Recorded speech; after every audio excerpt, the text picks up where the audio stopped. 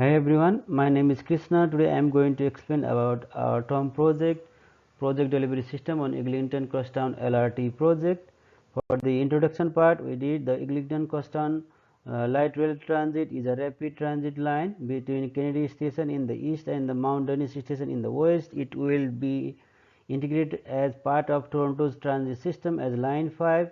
ECLRT project comprises 25 stations and stops, providing connection to more than 50 bus routes, 3 existing subway stations and several GO transit lines. Metrolinx is the owner and project delivery entirely of the CCLRT, while the TTC will take charge of its day-to-day operation. The project delivery system utilized in this project is DBFM. In this approach, a private consortium is in charge of planning, constructing, funding and maintaining the infrastructure for a predetermined time. It has a project delivery system like DBFM have some advantages and disadvantages.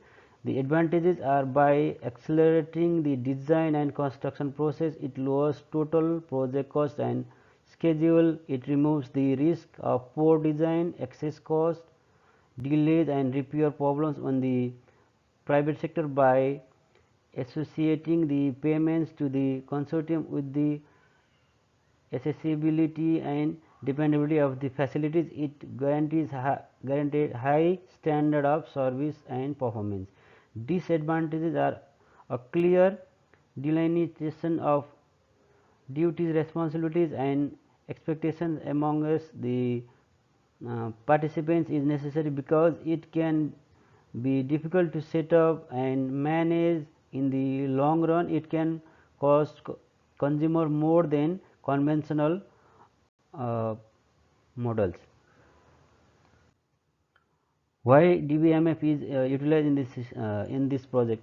Because appropriate risk are outsourced to the private sector to ensure delivery system and quality and value on time and within budget.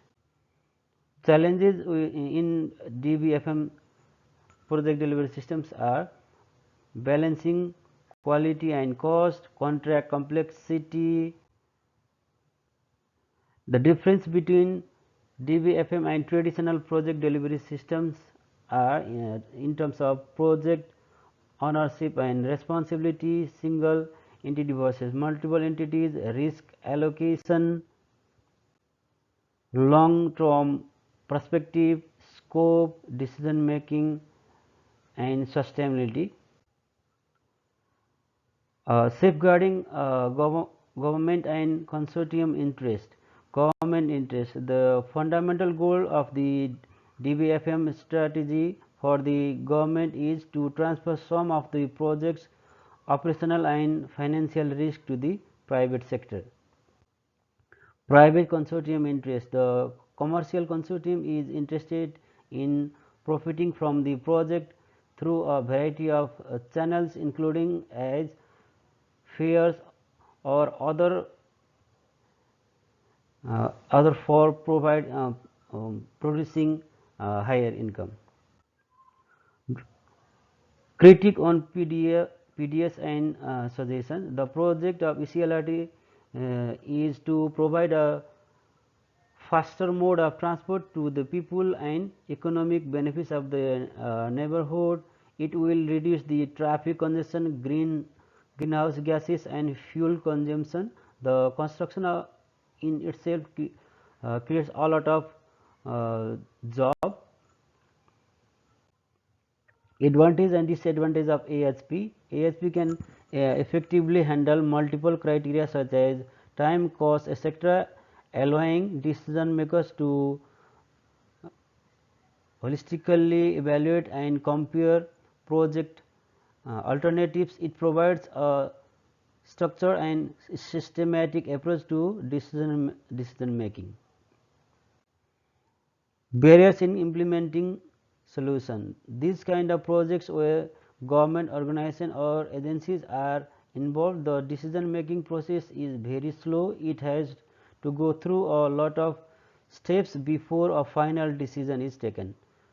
In a conclusion, we made the ECLRT project has a lot of learnings, and it can be great source of learning for the next project. Metrolinx or TTC should look for ways to generate or increase the income by using DBLVC or other models to that the public transport can be made more economic. Public transport is the in the future, and no city can survive without an efficient public transport system.